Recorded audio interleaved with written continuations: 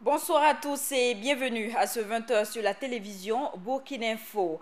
À la une de l'actualité, enquête sur le putsch du 16 septembre 2015. Le président du CDP, Edi Komboïgo, a été inculpé pour atteinte à la sûreté de l'État. Prévention et répression de la corruption, que dit la nouvelle loi adoptée en mars par le CNT, des réponses dans ce journal. Et l'Union nationale des coopératives d'électricité du Burkina a mis en place son nouveau bureau. Edi Komboïgo, le président du CDP, est derrière les barreaux. Il est le troisième président de parti politique à être écroué dans le cadre du coup d'État manqué du 16 septembre. Le président de l'ex-parti au pouvoir a été inculpé pour atteinte à la sûreté de l'État. Les charges d'inculpation ont été communiquées vendredi par des sources sécuritaires. Des précisions avec Ibrahim Zongo. À peine est-il rentré le 22 janvier dernier d'un long séjour hors du Burkina, Edi Komboïgo, le président du Congrès pour la démocratie et le progrès, a été interpellé et placé en garde à vue le lendemain de son retour dans le cadre du putsch du 16 septembre 2015. C'est le lundi 25 janvier qu'il a été présenté au juge d'instruction. Présentation au cours de laquelle les chefs d'inculpation à son encontre lui ont été notifiés concernant son rôle dans la tentative du coup d'État de l'ex-RSP. Edi Constance Komboïgo est notamment inculpé, selon des sources proches de l'enquête, pour attentat à la sûreté de l'État, complicité d'assassinat, complicité de coups et blessures volontaires, et complicité de dégradation aggravée de biens publics et privés. Pour rappel, Edi Komboïgo avait quitté le Burkina Faso seulement quelques jours avant le coup d'État manqué de septembre 2015.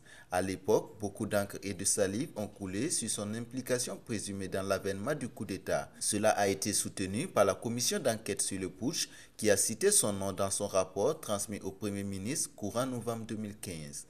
Mais depuis, Edi Komboïgo n'avait dit mot, même en tant que premier responsable du Congrès pour la démocratie et le progrès, qui jusque-là est sous sa direction. Se serait-il enfin rendu à la justice comme le soutiennent ses proches, ou Edi Komboïgo est-il revenu pour autre chose?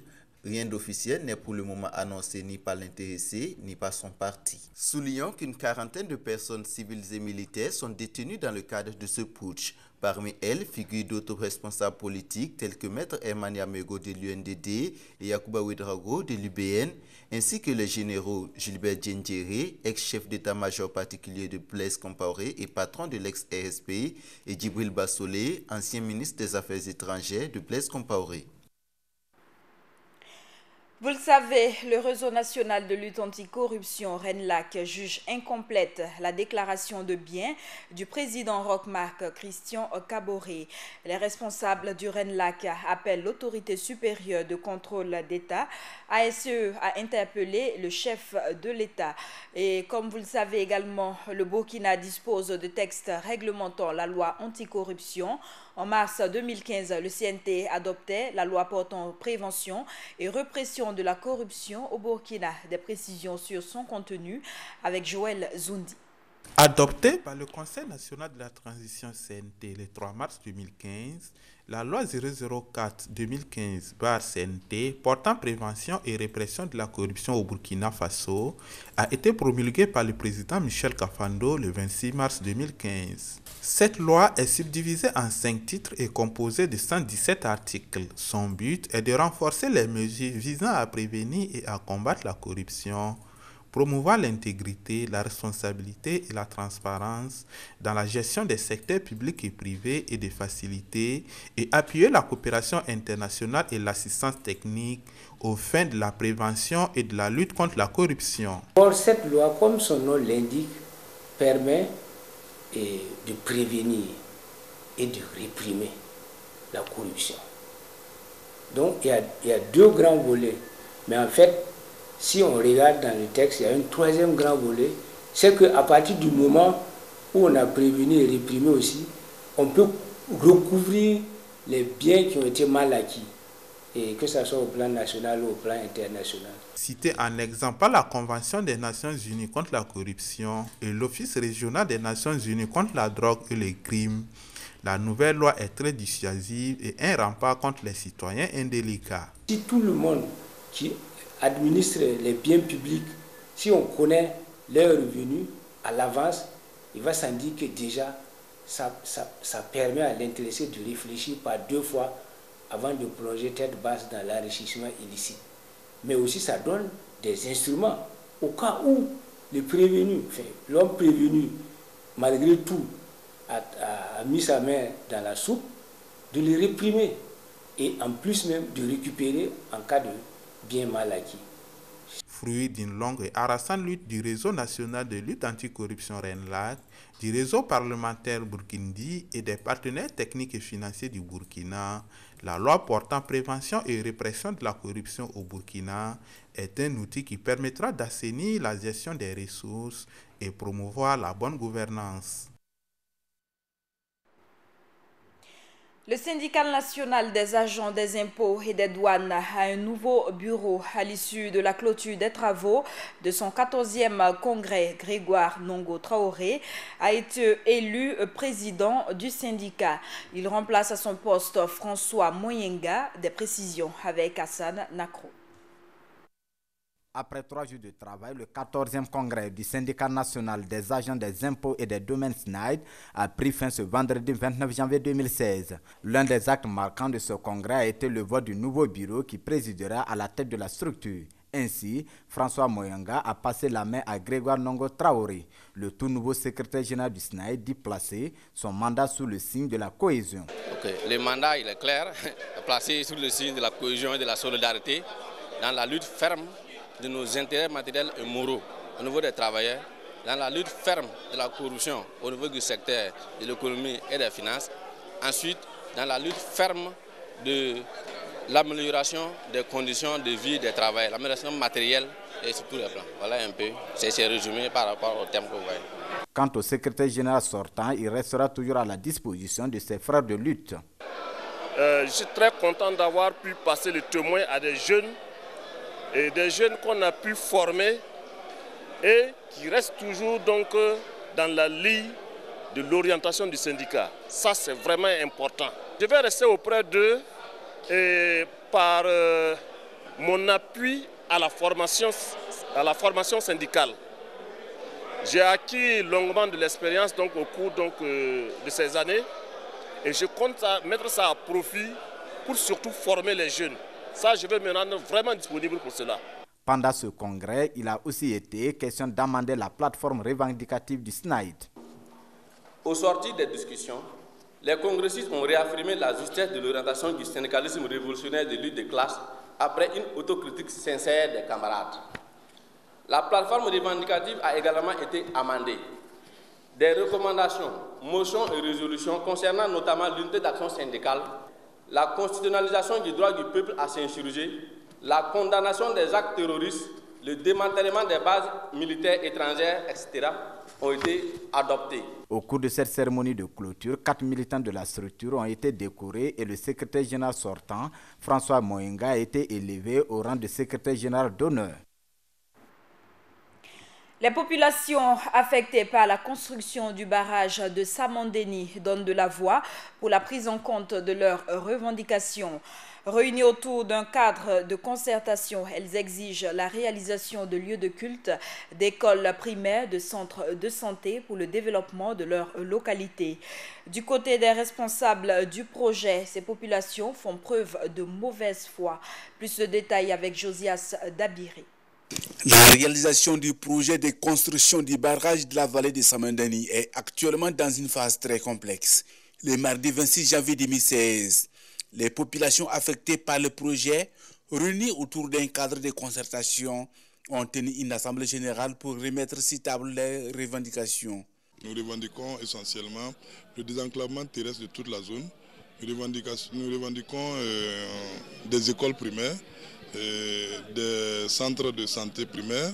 Nous revendiquons la construction des lieux de culte tels que des mosquées, des églises, des infrastructures économiques telles que des marchés, des magasins et des centres d'alphabétisation.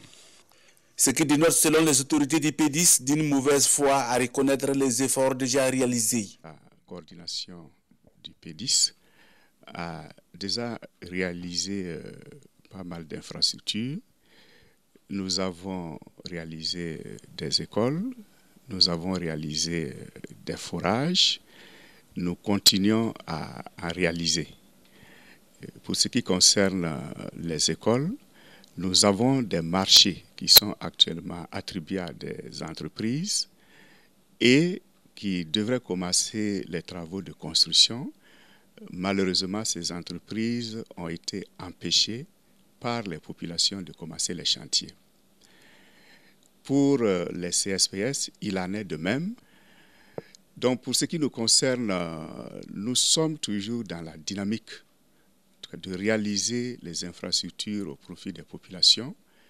Nous souhaiterions que les populations collaborent pour que nous puissions effectivement faire démarrer ces chantiers afin que d'ici quelques mois, les populations puissent voir la réalisation de ces infrastructures achevées et qu'elles puissent donc rejoindre les sites d'accueil. Alors que la mise en eau du barrage est attendue en juin 2016, les remous sociaux des populations font douter le respect du délai d'exécution. Parce que déjà, la délocalisation des populations, d'abord, ça c'est un préalable à la mise en eau. Si les populations jusqu'à aujourd'hui, ils sont toujours là, ça voudrait dire que la mise en eau techniquement n'est pas possible en juin. Cette situation qui perdure depuis un certain temps est d'autant plus tangible car une partie des populations n'entendent pas aller à la table des négociations. Aujourd'hui, il y a une rupture totale de dialogue parce qu'il y a une rupture de confiance. Aujourd'hui, le dialogue est rompu parce que tout ce qu'on veut, il n'y a pas de réponse pour l'instant. D'autres, par contre, voudraient relancer le dialogue. Le dialogue est possible si les représentants du PDIS sont d'accord avec les normes que nous avons apportées à leur côté. Et en même temps, parce que si je dis que nous les avons apportées, c'est le gouvernement. De toute évidence, la coordination souhaite de tout cœur que le dialogue prévale, car étant la procédure idéale des résolutions de crise. Nous le regrettons très sincèrement, parce que finalement, à voir de très près, on se rend compte que le cadre de concertation n'a pas des objectifs fondamentalement différents de ceux poursuivis par la coordination du PDIS.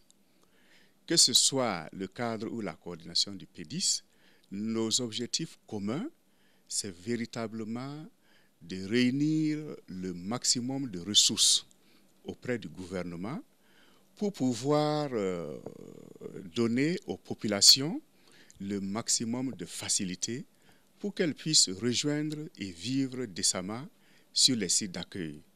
Donc nous pensons que c'est ensemble le cadre de concertation et la coordination du PDIS qui devront conjuguer nos efforts pour faire un véritable plaidoyer d'une même voix auprès du gouvernement afin que le gouvernement véritablement nous entende et nous accorde les ressources nécessaires.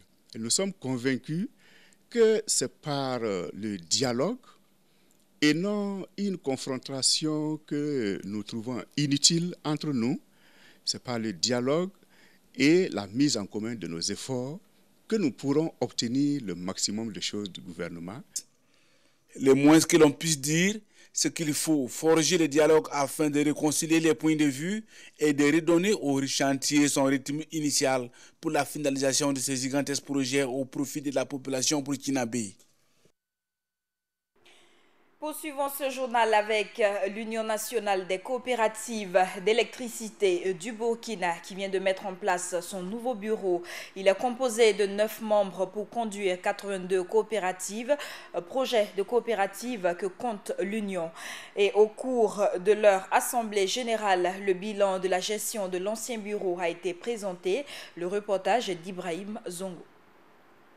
Après 7 heures de concertation, l'Union nationale des coopératives d'électricité du Burkina, UNCOPELB, est parvenue à renouveler son bureau. Mais avant, le bureau sortant de la structure fêtière des coopératives d'électricité a fait le rapport de sa gestion à l'Assemblée générale qu'il a amendé et adopté. Et plusieurs activités ont été réalisées sous le directoire de ce bureau. Au départ, nous étions 25 coopel à la création de l'Union. Nous sommes à 82. C'est grâce à la sensibilisation que nous avons pu faire. Nous avons pu donner des appuis techniques sur le terrain au COPEL. Nous avons procédé à des formations sur le fonds alloués à l'Union. Nous avons bénéficié des formations grâce à la Banque mondiale, Facilité Énergie, 2 yeux. Donc nous pouvons dire que c'est vrai que les moyens nous manquent actuellement pour pouvoir Sinon, l'objectif de l'Union, c'est de pouvoir parcourir toutes les COPEL du Burkina, voir comment les COPEL fonctionnent. C'est un bureau de 9 membres, dont une femme, qui a été mise en place pour conduire les 82 coopératives que compte l'Union. Et la mission de la nouvelle équipe dirigeante est désormais axée sur la formation. À l'entame de cette mission, les principaux défis, c'est surtout les questions de capacité. Les questions de capacité qu'il faut surtout renforcer, car il y a beaucoup de COPEL qui ont des difficultés sur le terrain. Et ces difficultés ne sont pas seulement liées à l'absence de bonne volonté, c'est lié très souvent à l'absence d'outils, à l'absence surtout de capacité renforcée pour que justement les résultats qu'on attend de ces COPEL du moins soient atteints.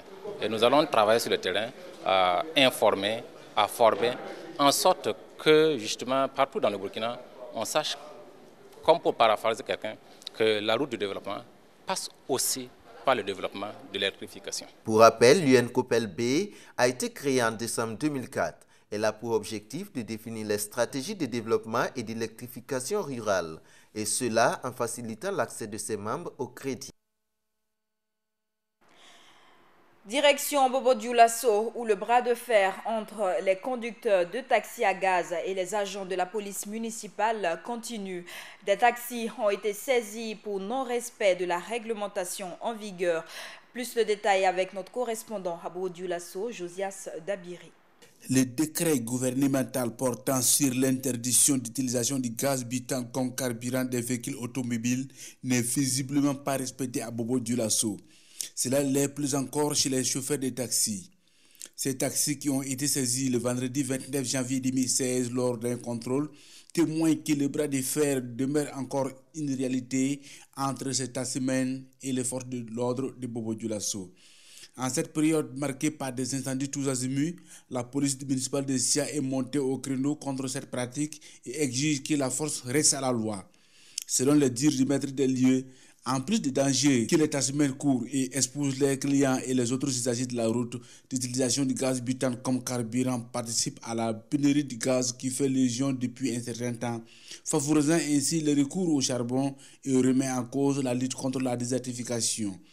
Le syndicat des taximens de Bobo dit avoir mesuré l'ampleur de la situation et promet des solutions idoines pour s'en sortir. Bon, si vous voyez que le gaz même, nous avons opté pour les taxis, c'est qu'entre-temps, le prix du pétrole avait augmenté. Donc on a essayé d'utiliser un peu le gaz, on a vu que c'est un peu important, plus rentable que l'essence. On s'est mis dedans. Voilà pourquoi aujourd'hui presque tous les taxis, ça il faut le dire ouvertement, ils consomment le gaz. S'il plaît à Dieu, dans la semaine qui vient, nous allons réunir et puis voir comment est-ce qu'on peut lutter contre ce fléau.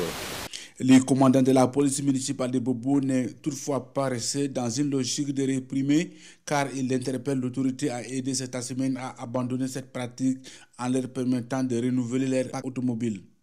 Je profite donc de l'occasion aussi pour interpeller les organisations des taxis, en tout cas à travailler de sorte et à aller vers le gouvernement pour demander un appui pour donc le renouvellement pur et simple du parc taxi. Parce que le parc taxi, ce n'est pas la peine aujourd'hui. C'est des véhicules qui sont très vieillissants. Et aujourd'hui, si vraiment les moyens le permettent, c'est de changer purement et simplement le parc taxi dans toutes les villes du Burkina. Selon l'autorité, ce contrôle est appelé à se maintenir avec des sensibilisations à l'appui afin d'obtenir l'abandon total d'utilisation du gaz comme carburant. Ce samedi a marqué la clôture des activités entrant dans le cadre du 60e anniversaire du lycée Kolonaba. C'est un bilan positif qui a été dressé par la directrice du collège. Les anciens élèves du collège Kolonaba et le ministre de l'Éducation nationale et de l'alphabétisation, tous ont pris part à cette cérémonie de clôture. Des précisions avec notre reporter Cheikh Omar Bandogo. C'est dans une ambiance festive que le collège Notre-Dame de Kolonaba a clôturé les activités de son jubilé de diamant. Le ministre de l'Éducation nationale et de l'alphabétisation félicite ce collège pour son effort dans l'éducation féminine. Avec 60 ans de contribution, le gouvernement se doit de saluer cet effort qui est important. Le Burkina Faso compte 51% de femmes. Il est important de souligner que la scolarisation de la jeune fille est une priorité du gouvernement. C'est la raison de ma présence ici et dire que encourager le travail qui se fait et inviter les jeunes filles, les parents à inscrire vraiment les enfants à l'école, surtout les jeunes filles.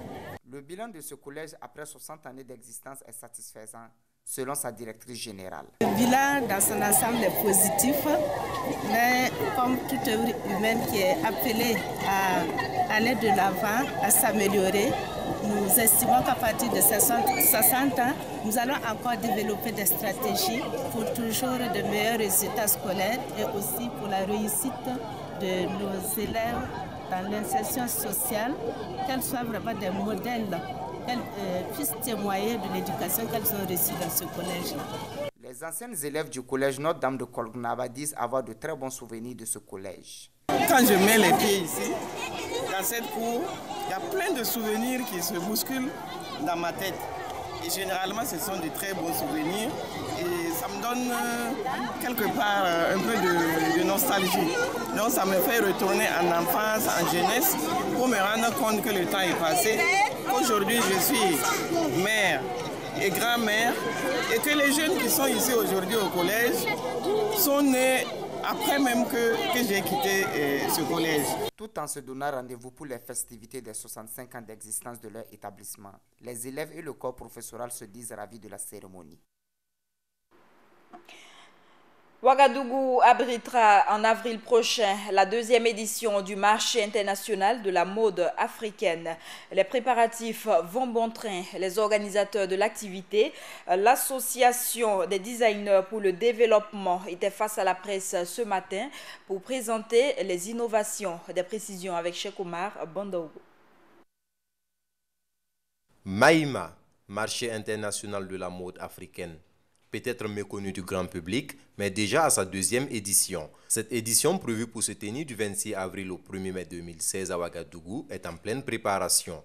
Dans le cadre de cette préparation, l'Association des designers pour le développement, initiatrice du projet, a rencontré la presse ce 30 janvier. Bon, Maïma, c'est un projet qui s'intitule Marché international de la mode africaine, que nous avons initié depuis 2013 et que ce n'est qu'en 2015 qu'on a pu réaliser avec l'appui des partenaires financiers qui nous ont aidés, mais insuffisant, mais vraiment ça a été quand même très bien, qui nous a aidés pour pouvoir organiser quand même la première édition.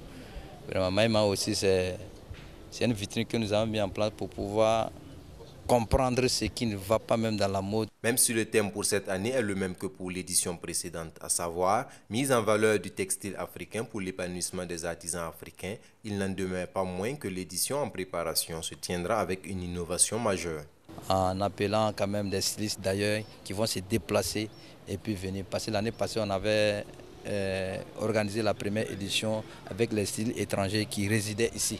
Maintenant, l'innovation est telle qu'on va les appeler, les déloger, puisque déjà nous sommes en relation avec eux. Il y a d'abord Haïti, il y a le Sénégal, il y a la Côte d'Ivoire, il y a le Gabon, il y a le Togo, il y a la Côte, bon, j'ai cité la Côte d'Ivoire, il y a le Bénin à côté et puis il y a les autres pays aussi. L'Association des designers pour le développement a vu le jour le 15 septembre 2012. Mais c'est courant 2013 qu'elle sera officiellement reconnue. À ce jour, seul le Maïma est à mettre à son actif. Mais les membres de l'association affirment que des projets sont en gestation. Le budget prévisionnel pour cette édition est évalué autour de 10 millions de francs CFA. L'association déplore l'absence de sponsors et d'une aide financière conséquente, mais l'espoir subsiste encore. À présent de l'actualité sportive, le derby entre l'Asfayenega et le Faux a accouché cet après-midi d'une souris. Ce match comptant pour la 10e journée du Face au foot s'est terminé sur le score de 0 but partout. La rencontre s'est jouée au stade du 4 août à Hassan Nakrou. Le derby du face-au-foot entre l'Asfa Yenenga et l'Étoile filante de Ouagadougou a déjoué les pronostics de bon nombre de passionnés du championnat national. Après une première mi-temps sanctionnée par de multiples occasions de la part de l'EFO, ayant même obtenu un pénalty à la 30e minute et qui sera d'ailleurs mal exécuté, les deux équipes se sont retrouvées dans les vestiaires avec un score nul et vierge 0 but partout. Dans les vestiaires, c'est des consignes de part et d'autre. Donc chacun qui est là, vous pouvez. Donc montrez ça. C'est ce qu'on veut voir en deuxième mi-temps. Comme si on n'a même pas joué le premier mi-temps. La deuxième mi-temps doit être carrément supérieure à la première mi-temps. Ils doivent souffrir, la doit souffrir aujourd'hui. Soyez rassurants, ok? Allez les gars, on a 45 minutes, on peut marcher. Dani, le rétroviseur c'est tout. Quand il va, suis derrière. Chaque fois, il ne faut pas faire chier, il va tout le temps revenir derrière toi. Tu vas, tu es avec le gars, et puis chier aussi descend trop. Donc, il faut le permettre de pousser. En cas d'offensive, il peut aller. À la reprise, c'est le même scénario qui est mis en scène. Cette fois-ci, c'est l'Asfa Yenenga qui tente de renverser le jeu en sa faveur, mais difficile. Des occasions se sont encore multipliées, mais hélas, les deux équipes ont terminé les 90 minutes avec 0 but au compteur. Pour le ministre des Sports et Loisirs, l'essentiel, c'est l'engouement qu'a suscité cette rencontre. Oui, mais bon, on ne s'est pas trop ennuyé, c'est l'essentiel. Bon, vous voyez, il y a eu des occasions, hein, franchement, de part et d'autre. Et c'est ça qui me réconforte. Quand vous voyez un match, il n'y a pas d'occasion, bon, on s'endort dans les tribunes. Mais franchement, il y avait de l'ambiance. Demandez aux spectateurs, ils vous le diront. Je pense qu'il y avait quand même du beau jeu sur le terrain. Pour l'entraîneur de l'ASFA, ce score se justifie par le non parfait de l'automatisme de son équipe. Beaucoup de choses n'ont pas marché. On est toujours en train de travailler. Si vous avez vu, c'est la deuxième fois que ces groupes-là jouent ensemble. On est toujours à la recherche de l'équipe. Je me dis que l'automatisme n'est pas encore parfait. C'est ça qui n'a pas marché. Donc, on se dit que ça va venir. Et au coach de l'IFO de conclure que ce match ne devrait pas être qualifié de derby. Bon, c'est ce que je vous ai dit à la conférence de presse. J'ai dit, moi, je n'appelle plus Asfa il faut un derby, si vous vous souvenez. J'ai dit, bon, parce qu'il n'y a plus de danger comme avant. Donc, les enfants, c'est vrai, bon, il y a un peu de talent, mais chez moi, il manque le cœur. Même si l'ASFA a joué sans ses quatre ténors, force est de reconnaître que ce match n'a pas été à la hauteur des attentes du public. À présent, de la culture, du nouveau pour les amoureux de la littérature. L'abbé Ouenpouiri Hassan Arsène Sawadogo vient de mettre sur le marché son tout premier roman intitulé Le Soleil et par l'éclipse ou les flammes d'une vie. L'ouvrage de 111 pages parle essentiellement de la vie d'un prêtre confronté à l'injustice sociale. Philippe Ada, reportage. Pour avoir choisi de demeurer intègre dans son ministère, dans une société d'injustice, un jeune prêtre est accusé de pédophilie sur sa fille adoptive. Emprisonné et maltraité, il est ballotté par le choix de rester prêtre ou de démissionner et vivre au gré de quelques amours qui l'habitent. C'est la substance du contenu d'un roman intitulé « Par le soleil et par l'éclipse » ou « Les flammes d'une vie » de l'abbé Ouenpouiri Hassan Arsène Sawadogo, présenté au public ce 30 janvier 2016. Le message, c'est qu'il est heureux d'être prêtre.